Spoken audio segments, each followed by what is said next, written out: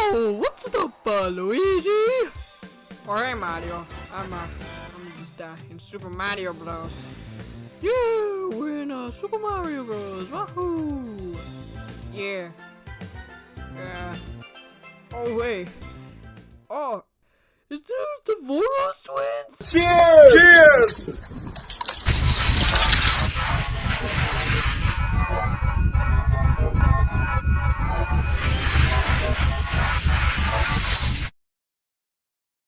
Let's get straight into it. I love Mario RPGs. You know, there's only a couple different series and genres of these games, but they're all so unique in their own right. Nintendo would always outsource these games to different developers like Intelligent Systems and Alphadream, which we'll cover later in the video. Starting with Super Mario RPG all the way back on the Super Nintendo, this game was developed by Square Enix in 1996. You have to thank this game a whole bunch for basically setting up the sole concepts of deviating from the usual Mario style in the later Paper Marios and Luigi's. There's a lot of key elements here that still screams Mario, retaining characters such as Peach, Bowser, and the Toads, going through familiar castles and grasslands, but also with its fair share of completely unique side characters, bosses, and your fellow partners, including the fan favorite Geno. Released relatively early in the Mario franchise, it was a very unique game, something completely different from any of your ordinary platformer side of things. I think a lot of that could be attributed to the fact that it was developed mostly by a completely different studio with their own ideas and concepts. That's the same case with Paper Mario.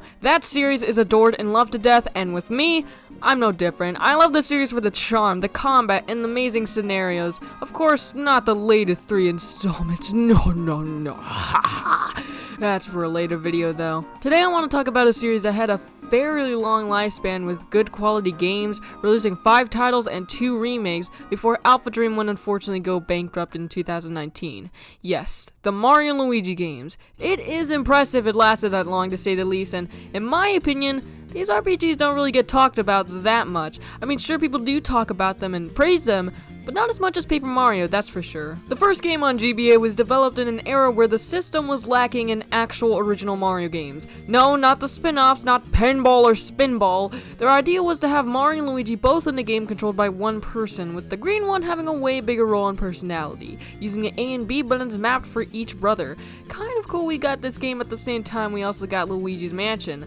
I guess this was an era where Nintendo wanted Luigi to not just be the cardboard player 2 everyone knew. With Alphadreams themselves, this wasn't their first go at making an RPG, however. I thought I should bring up that tomato adventure game that's pretty obscure, it's also on the GBA. I can definitely see the inspiration carried over to Superstar Saga, making an entire world themed around food, beans, and tomatoes. Gotta love it. For the entire series though, I got a boatload of memories with it. The first one I'm super familiar with, and I actually beat it in 2016 after I was upset about getting a bootleg card from Amazon, but we don't talk about that. I remember playing this on my brand new Wii U, and man, it was such a happy time. Fun fact, around the time when I first got into Superstar Saga and Earthbound as well, I also started my long forgotten plush channel, which you could say those first couple of videos were kind of inspired by this game because I had Mario and Luigi plushes? I don't know, man, that's just how it is. So, I want to do sort of a marathon, but not really a marathon in the Mario and Luigi series. I want to play through all of these entries and review them, especially Partners in Time.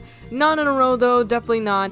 I got some other video ideas planned for the next few months, but starting with the first one, Superstar Saga. I have vivid memories of this game, yet I'm very excited to go through it again, so let's get started. Mario and Luigi, Superstar Saga. Nintendo! Thanks guys, appreciate it. Oh yeah, Mario Bros. Well, you know how it is. Nintendo was trying to bundle this Mario Bros mode in every Mario game on the GBA because it would increase the chances of playing multiplayer with someone who owned a GBA because of the amount of times this was included. It's Mario Bros. Okay, let's move on. In the beginning, we see the Mushroom Kingdom has visitors from the Beanbean Kingdom to improve their ties, I guess, with a gift. Until they're evil, Fawful and Cackletta, the 2 main villains of Superstar Saga, steal Princess Peach's voice and it causes havoc in the castle. The Mario Bros are sent to immediate rescue after a message from one of the Toads, and we see that Bowser still wants to kidnap Peach obviously, but can't because Peach has explosive vocabulary. I mean, like, so explosive it blows up the castle. And so it's up to the Mario Brothers to defeat Cackletta and Fawful and remove the curse from the princess. So yeah, pretty simple premise. Though I gotta say, even though I don't really care for Cackletta that much, Fawful on the other hand, easily one of my favorite characters in the entire Mario and Luigi series. He's just got this mischievous yet goofy vibe. Like, goofy. He talks like a sandwich or mustard for some reason, and he has a lot of fury. After arriving in the Beanbean Kingdom, which by the way I'll really talk about soon, the Mario Brothers also arrive at the Beanbean Castle where they see the town is in absolute peril and destruction. Like seriously dude, coupled with the grating music and the people who die right in front of you, kind of dark for a Mario RPG. Anyways, we find out with Queen Bean that the Bean Star is what Cackletta really wants because it summons the great wishes of anyone who has a pure voice. That pure voice belongs to Peach, hence why she stole it. At Woohoo University, where the Bean Star is supposed to be located, we fight Cackletta and she essentially dies and her spirit only remains. Waffle puts the spirit in an unconscious Bowser to form Bowletta. Very disturbing design, guys. You did a great job on that. And that's how it goes. Now you gotta defeat Bowletta at the very end. I mean, for the first Mario & Luigi game, the story gets the job done, but the main elements that really shine about Superstar Saga, and I think everyone can agree on this, it's the charming characters, scenarios, and areas. Right off the bat, we're exploring brand new territory for the Mario franchise, the Beanbean Kingdom, so it should be expected that this adventure will be a little different than what we're used to. Lots of things to uncover here that's so different from the Mushroom Kingdom, and I'd like to mention I love this idea of exploring completely foreign territory in Mario games like Sunshine, since you can get creative about how Mario interacts with the people in these new lands. And goddamn, this world is actually pretty sizable when you think about it. And I also appreciate this one small detail the game adds to the names of each of these levels, basing it off the sounds of labs. Hoo Hoo Village, Chucklehuck Woods, Woohoo University, Guahar Lagoon. Kind of a stretch there. But then, there's also, well, beans. There's beans in the ground, bean people, and bean stars! It kind of fits the game, to be honest. Character design wise, there's some cool ones, like a hermit crab with a Christmas tree as a shell, or just weird looking enemies. As the bros, you'll be exploring countless new areas with new residents, and new scenarios which get pretty wacky sometimes. For example, pretty early on in the game, entering Chucklehuck Woods where you're supposed to find the famous Chocola Reserve, you first encounter a brand new character named Popple and his sidekick Rookie. Now first off, Popple is easily one of my favorite characters too because he's this thief that has no idea what he's doing and apparently likes Birdo, but Rookie, that's Bowser. I mean, that's just Bowser. After seeing this cutscene of him flying out of Stardust Fields with the cannon, I guess it's fair to expect him all the way out here with a blue mask. I just love this idea of Popple finding Bowser unconscious and they team up because Bowser forgets who he is for no reason at all. It really adds to the personality here. This is just something you wouldn't find in any other Mario game. Bowser as a whole is like nowhere near the main villain in Superstar Saga actually, where he is in every other Mario game. He's kind of pushed off to a very minor role now, and something about that goofy hunchbacked sprite adds to a specific character here. There, deep in the Chucklehuck Woods anyway, you eventually find the soda you're looking for and it turns into a monster using the barrel as a shield, and you gotta fight it. That's pretty clever, honestly. I think another one of my favorite areas in the entire game is Woohoo University. I mean, once you enter the place you see people dying, turning into the viruses from Dr. Mario. Okay, yeah, that's scary, but this whole area has this nice dark atmosphere to it that I kind of enjoy, with the music too. Plus the viruses. How cool it is you gotta mash them up by color to defeat all of them on screen at the same time. So genius, dude. The fight at the end with Cackletta was always neat to me as well because you're basically fighting the main villain so early in the game, and it's pretty fun. Though, gotta say, I always dug this one room where they're all testing the question blocks from the different Mario games, like Paper Mario and Wario World. Nice callback. Okay, one more. Joke's End. Another favorite of mine that's kinda underrated, actually. Combined with its completely unique cold, icy structure and atmosphere, its longer puzzles and the boss, pretty cool stuff here. I mean, not literally, but it's just an underappreciated area that's late in the game. Honestly, I don't really have any complaints with the world itself. It's all pretty damn creative, and each area strives for something different enough to keep the adventure engaging. I know people don't like Teehee Valley's escort mission with Peach, but I really think that issue is overblown. Getting her back from the yellow pipes takes like 5 seconds, and plus, can you really complain that much when the music is one of the best tracks in the game? You'll also encounter many mini-games and secrets throughout your journey, especially in the Beanbean fields here. It's like an actual overworld, gotta love it. The minigames themselves are pretty alright, I guess, nothing too special going on, except for the Luigi board. The casual coral. Oh, the casual coral. Like halfway through the game somewhat, you gotta retrieve the Beanstar pieces, which basically makes it a fetch quest. And while I think this is probably padding, man, I kinda like doing the quest for the Yoshis at Yoshi Theater. Okay, come on, a Yoshi Theater? Dude, that is sick. And the ship you learn about in Teehee Valley. For some reason as a kid, I was really stuck on this barrel puzzle minigame, so I'm actually pretty curious about how I'll do now.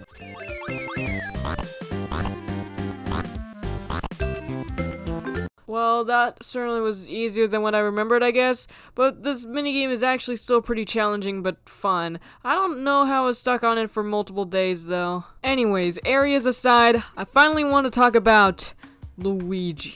Yes, Luigi, part of the core experience of a superstar Saga.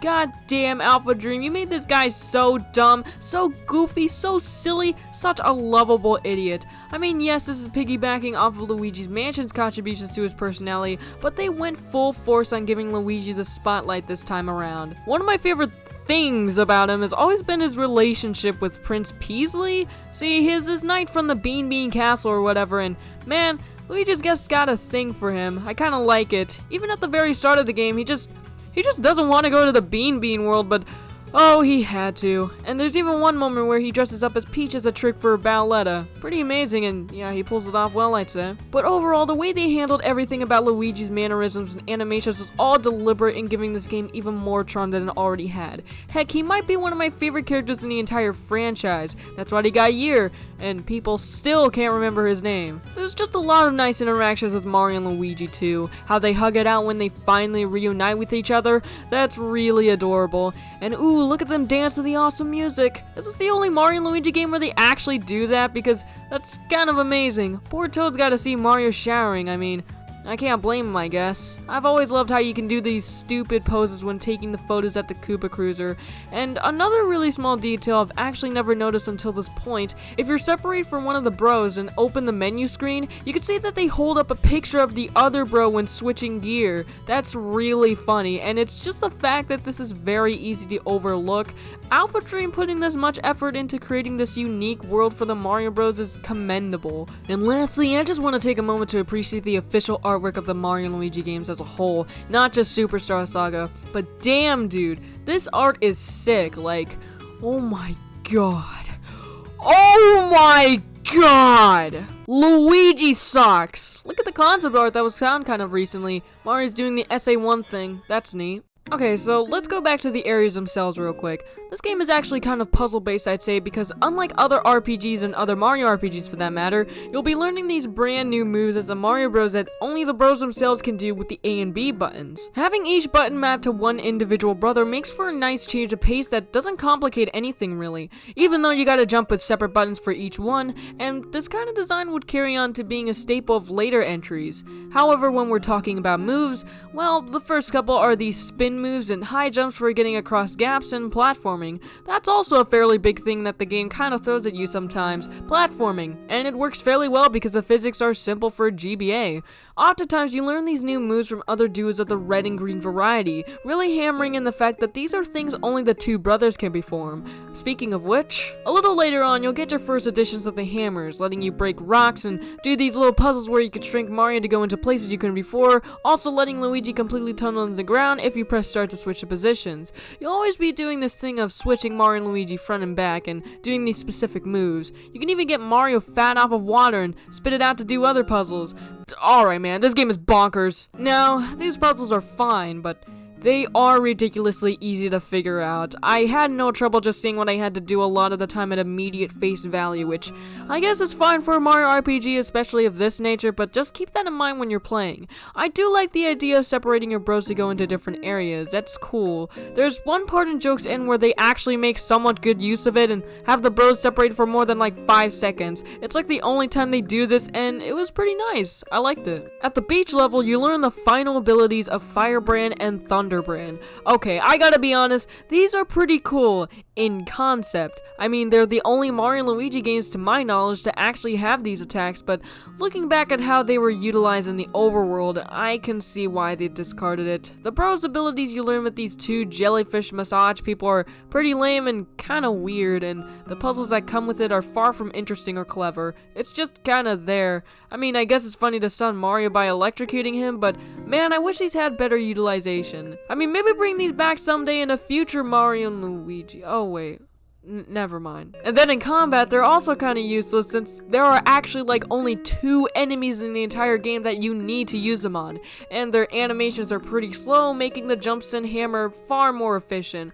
Oh yeah, the combat. I guess I should cover that. Actually, this is the one thing I like the most about the Mario & Luigi series. This battle system is all about timing. Timing your jumps on enemies, hammer swings, bros attacks, timing your dodges when the enemy attacks, getting counterattacks, which streamlines the game a bit. It all feels really satisfying combined with the accompanying sound effects and goes with the flow. You're expected to learn from the enemy patterns and make the right decision on which bro is jumping or dodging through its cues. Maybe the guy does a little jump or calls out a distinct sound. And yeah, we all know that you can kind of cheese that by pressing A and B at the same time, but I don't think that makes the battles any less engaging. Because we have the bros attacks. I feel like Superstar Saga is actually the only game in which they accurately transfer your moves from the real world to the combat system. What I mean is that every time you learn one of these bros abilities with each other in the overworld, you also gain a new bros attack in battle. And these are pretty cool, relying on pressing the right button at the right time. They also just got these weird wacky animations that make no sense at all, but I love it. Sure, later Mario and Luigi games would do a much better job at being more better with its bros attacks, if you know what I mean, but these suffice for the first game. Now, at this point, I was gonna bring up a minor nitpick of mine which involved not getting an all-enemy bros attack earlier in the game, but then I realized advanced knockback bros exist, so woohoo! Speaking of advanced, there is a new version of these bros attacks that you can learn if you get a perfect on them a certain amount of times. Advanced! I see what you did there. Oh yeah. These often do more damage and often look cooler, but at the slight cost of being more difficult to perform. I didn't get many advanced attacks, but they're pretty cool to go for. But yeah, overall this battle system is actually really creative and inventive. I think it's another reason as to why I was just so hooked on these games so young back then. I didn't want to play a boring turn-based RPG like Xenoblade or Tales of Vicinity. I wanted action, and I think for Superstar Saga being the first installment in these games, it did a pretty fine job. Once leveling up, you can choose which stats to boost even further each time. This gives you some legroom into deciding how you actually want to go about things, and in a way, it gives you some replayability. Like, you could do a stash only run or a speed only run if you want. The stash is unique as it increases your chance of lucky hits and lowers the cost of items because of how good your mustache looks, I guess. But then, there's the mush badge. I kind of felt like I should bring up this infamous item because it's all too broken. See, it increases your power level if you have more mushrooms, and you could just stock up on 99 mushrooms everywhere and boom! I felt bad for using it on the final bosses, gotta be honest, but whatever. This game is still very easy even without a game-breaking item, and yes, I do think that's fair for a Mario RPG. Alright, so now I'll talk about some side missions and the final stretch of the game, and I guess there's really only one side quest I want to talk about, and that's Starbeans Cafe. See, you can use your beans you've collected in various ways to make coffee for Professor Egad? That's really cool. I always dig an Egad cameo somewhere. Though this is when Luigi's Mansion was out and popular, so I suppose it should be expected. You can get some pretty cool items here, like the Triforce piece. There's a Game Boy Horror. Yeah, that's pretty cool. Apparently, there were a lot of unused sprites for this side quest. It was going to feature cameos of different characters from different Nintendo franchises, which is really a shame it got scrapped. Okay, now time for the final dungeon of the game, Bowser's Castle. Skip this part if you don't want to. I know it's a Mario RPG, but I'm giving people the warning for those who want it. After we see the town in absolute destruction again, it's time to fly off to the final stretch. And this time, it involves the Koopalings. Heck yeah, dude. Now, correct me if I'm wrong, but I think this is the first time the Koopalings make a comeback in more than 10 years, at least with their new designs. Yeah, you thought Nasumbi Wii did it first. Nah, this game did. And it's pretty cool. You gotta do all these mini-games with them, and I absolutely destroyed all of them. Yeah, that mush bad is too powerful. After a pretty pathetic fight with Fawful, it's time for the main attraction, Bowletta. The fight itself is pretty cool. It's one of the few bosses that actually have a bunch of varied attacks. Should fit for the final bosses of a game. However, after defeating her or him or it, the Mario Bros dive from a bomb and are sucked into Bowletta to meet Cacletta's inner soul and... Yeah, this is kinda weird. I know people hate this boss and it's because of the spike in difficulty here. Why do you have to start with just 1 HP? I mean, yeah, it's the final boss, but with the rest of the game being admittedly very easy, I don't know why they did this. But hey, other than that, it's pretty alright, I'd say. There's a bunch of cool attacks, the atmosphere is great, and you gotta do this thing where you take out Cacletta's limbs first and go for the heart, something the series would do again for similar bosses of this nature. But anyways, after that pretty stressful fight, Cacletta is absolutely eradicated and ceases to exist. The Mario Bros escape from the castle in the most pathetic time limit imaginable, but Bowser doesn't escape. God damn it, bro! Why are you breaking my screen, bro? We see the Mushroom Kingdom gang say goodbye to the Beanbean gang, and that's the end. Credits, everyone. Man, what a beloved masterpiece. So yeah, overall, Superstar Saga is still a great Mario RPG. There's not really any problems I have with it, unless we're talking very minor ones, but those are kind of just nitpicks. Plus, what future Mario & Luigi installments would do better, it's basically just like adding on to what Superstar Saga established, and what's established here is very good. But before I get to that, I guess I'll mention the remake real quick. Alright, so Superstar Saga plus Bowser's Minions released for the 3DS in 2017. Oh my god, guys. Well, the 3DS was kind of on its way out, but not really dead. It was like that weird era where Nintendo was still promoting the thing, but hey, it's cool we got this. I know people were confused on why Alphadream didn't go with a Switch remake, but think about it. All of these games are now under one system, making the series very accessible. They knew what they were doing. Anyways, the remake itself, it's pretty good actually. I think the biggest thing here is the graphical upgrade. So, the 3DS Mario & Luigi games prioritize making their environments 3D models. Here though, we got some gorgeous 2D background art instead with advanced lighting effects. And man, it adds multiple layers of depth to how this game looks. Like seriously, it looks really good. Other than that, it's Superstar Saga at its core. I did notice the tutorials were less hand-holdy, which I appreciate a lot, though the battles feel kinda slower. Maybe it's the fact that you do this extra jump after getting an okay for the first time, but I don't know, it kinda dragged a little bit. I also saw some other smaller changes like in the character designs. In the original, this Koopa had a completely unique outfit, but here he doesn't and just looks like a regular Koopa. It's kind of an unnecessary change, and I'm sure it pops up every now and then, but I don't think it would detract from the actual experience. These are very minor nitpicks. Once again, it's Superstar Saga, and it's great. Oh, and the Bowser's Minions side mode, which I guess was advertised for people who are already familiar with Superstar Saga. I'm gonna be completely honest, I did not feel like going through Hoo Hoo Mountain to unlock this again, but just know that I've heard horror stories of it being painfully average.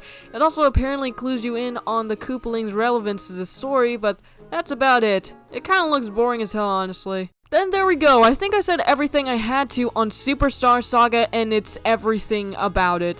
So, what do I think about it? Still great, man. As the first Mario & Luigi game, Alphadream really hit it out of the park. There's just so much reason to go back to this game because there's so many things you wouldn't find in any other Mario game or even any other wacky Mario RPG for that instance. I mean, exploring the Beanbean Kingdom is really fun and engaging, and the scenarios are really humorous, same with just the interactions between Mario and Luigi and Luigi, especially him, he takes up all the spotlight. Combined with Luigi's Mansion, this is probably one of the most important Mario RPGs, especially for setting up Luigi's goofy character for the future. Plus, I love all the weird relationships and stuff like Popo teaming up with Bowser and doing their own Bros attack. Plus, the combat is really fun and simple, and the Mario Bros attacks feel really satisfying to pull off. Man, almost everything about this game I still love to death after like 5 years, huh? I didn't really recall any big complaints I had with the game. I really only thought they could have made better use of the Fire and Thunder abilities, and maybe the Beanstar Peace Quest thing is kind of annoying, but I really don't mind stuff like that.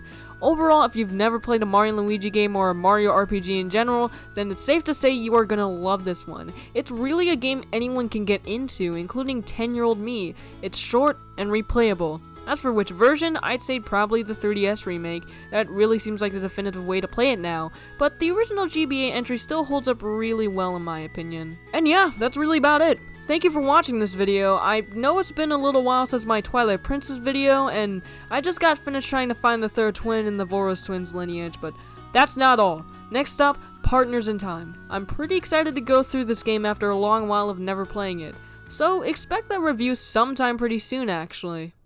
And now, I present to you something that has been in the works for several years. Ladies and gentlemen, newcomer in Superstar Saga.